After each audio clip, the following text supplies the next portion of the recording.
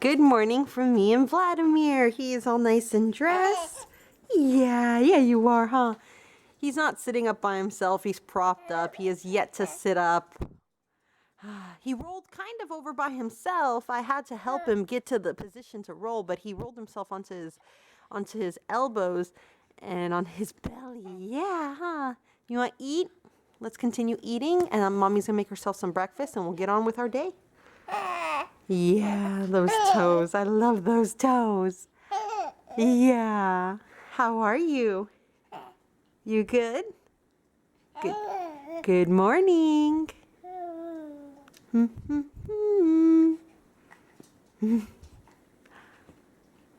As you guys can see, we're out and about. It's a nice day. It's a little cloudy. Are those clouds or those, what do people call them? Kelm tracks? Chemical tracks? I don't know. Whatever. They're controlling us. But me and Vladimir are on our way to the park. It's nice. It's a nice day. I am going to try to take advantage of the nice weather as long as it lasts, because before I know it, it's going to be way too hot to be taking him. Either I'm going to have to take him early in the morning or in the evening. The evening might be nice, though. We can go with Daddy. That really might be nice. But like I said, as of right now, I'm going to try to take advantage of the nice weather so both me and him can get out and about. So let's go. I was able to put Vladimir asleep upstairs, and I got a ring on the doorbell, and I think I know what it is. I hope I know what it is. Oh. It's nothing big. I don't know if you guys can see it from right there. Let me hide the address sticker. I thought it was our bed, but it's just this box. Let's go get it though. They are sheets for our beds, a pink and gold one, and a book that Raymond ordered, The Starch Solution. He wanted to read it. So, bed, where are you? The bed was allegedly supposed to come today. We'll see. As you guys can see, he is in his bathtub, something he hasn't been in since his first bath at home that Daddy gave him. Yeah, what do you think about that? Is that weird? Is that weird?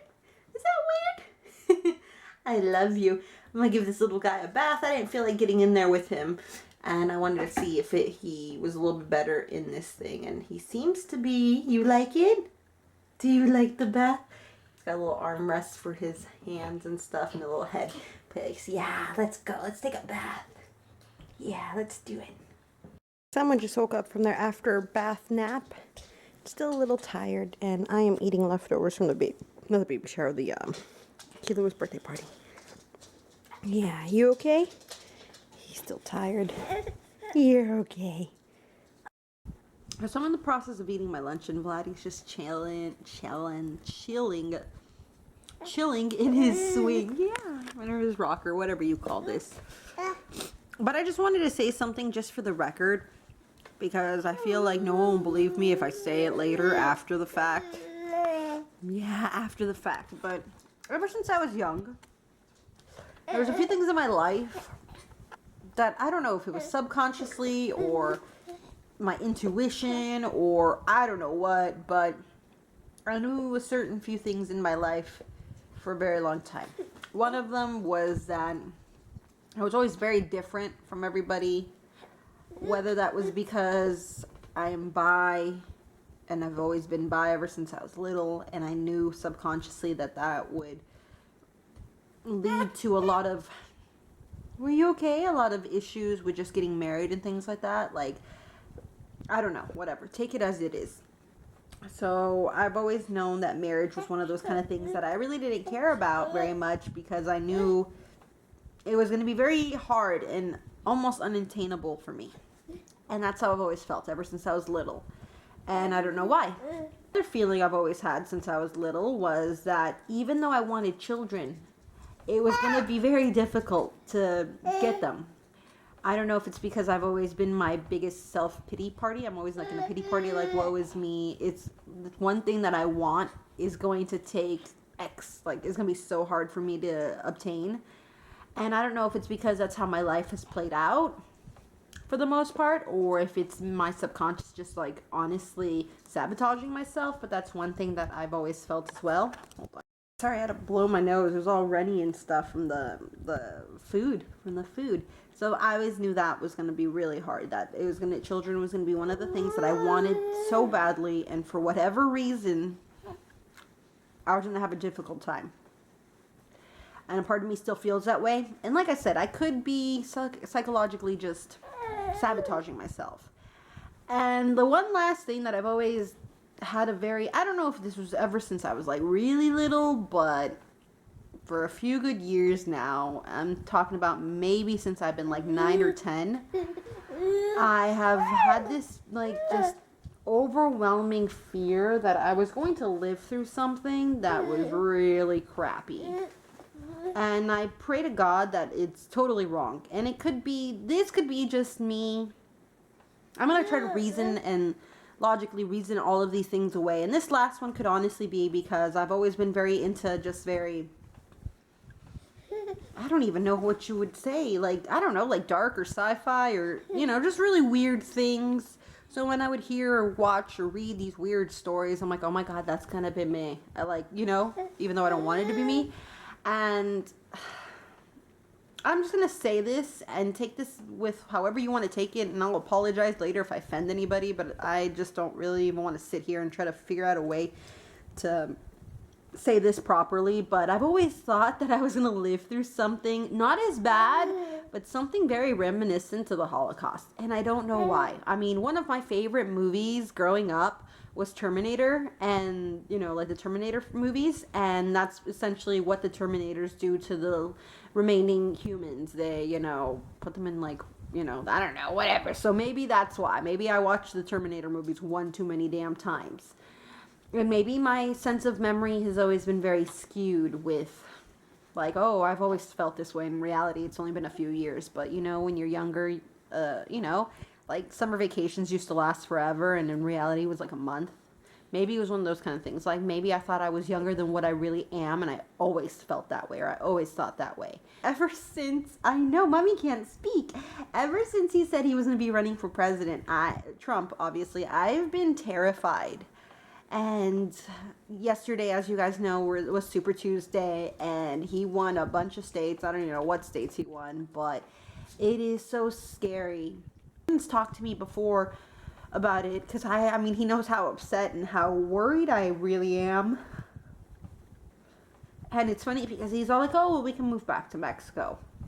And I mean technically speaking we could. And we've had this conversation before when I would ask him if what happens if for whatever reason I can't get my citizenship and I do have to be sent back to Mexico. And he said that he'd come with me and whatever, like I have a butt ton of family down there who are happily living their lives, So it's not all that bad. And now with this whole Trump thing, like, I don't even know. And I mean, it still rings true. There's still people out there living in Mexico, living their lives, happy, go dandy, whatever. But it's just, I don't want to, and I hope this doesn't come back to bite me in the ass later, but I don't want to run away from America because that's not what you do. You don't run away from your problems. Like, it's just, I love this country so much. And if it's struggling or if it's going to see some uphill battles, I want to be here to help fight them. But for whatever reason, it's just like a fear of the unknown. You know what I mean? And I'm probably I'm probably making a huge deal out of this all. I'm sure, well, maybe not, I'm not sure, but I'm sure I'm making a big deal out of it, and I just hope that he can't be president. And everyone I know is voting for Bernie Sanders, and honestly, I don't see him, I don't see it. I don't see it at all. And I don't know if it's just me being pessimistic or what, but that's just how I feel, like deep down inside. I don't think he's going to get it. I will be very shocked and very surprised. So I don't know, but that's just been what's worrying me. And I just wanted to say that, like, just for future references in case anything does really happen to me. Once again, I could have been watching one too many damn episodes of The Twilight Zone, or one too many damn Terminator movies, or reading one too many weird short stories. But that's what I've always felt. I've always felt like I was going to live through something wild. But I guess I guess I don't know. It's weird, and I just, like I said, I just wanted to throw that out there because I've told Raymond time and time again, like years and years ago, and even as of recently, I've told him before, and he's all like, "Oh, you think you're that special, haha," whatever. He'll joke around with me, but with all of this hate and all of this upcoming like election and just Super Tuesday and everything going on, it's becoming more and more of a reality, and it's just freaking me out. Granted, it won't happen tomorrow. But I don't know, I see it. I can see it actually happening, opposed to years ago when I would say things like that. I'm like, well, X, Y, and Z would have to be thrown into play, and I feel like X, Y, and Z are being thrown into play. They are being played and have been. So it's really scary. It truly, honestly is. It's something that worries me a lot, but I don't know. I don't want to abandon the country that I know is home. But a part of me wonders, how bad would it have to get for me to leave? And if I did have to leave, what would, what would have to happen? And I don't know. I'm just, whatever. I'm not even going to talk like that anymore. Because we're not going anywhere as of right now. No, we're not. And I just will continue to hopefully have faith that the people who can vote will use their mind and their common sense to vote somebody who will better the country and everybody living in it. Yeah. So we got Vladimir, Mr. Bald Spot, Vladimir on his tummy. That bald spot is getting so huge, my poor baby. But I mean, whatever. I'm going to put the blanket underneath him because I'm afraid he's going to, topple over to the side, and I don't want him to hit his head on the wood floor. Daddy Bear made us dinner, and he's getting the table situated, and Vladdy is up here. He looks naked, but I promise he's not naked. He's got a diaper on, and he's playing with his toys. Yeah, he's playing with his toys, and then that's the cilantro lime rice that I made a few days ago. We got some beans popping off, some green sauce, some chiles. It's going to be exciting. My tortillas. Woo! Cannot wait. My life consists of beans and rice. Beans, beans and rice. Rice and beans and baby Vladdy. Yeah. He's not quite too sure to have anything. He's cool though. He's content, which I'm glad for. So we are heading upstairs early, aren't we, Raymond? Yeah. So we're going to say goodnight and goodbye. Oh, I don't know if I showed you guys, but this is his new diaper cover. I think I did. Never mind. But we'll see you guys tomorrow. We hope you liked today's vlog. If you did, you guys should like, comment, subscribe, and tune in tomorrow for another day of reality. Yeah.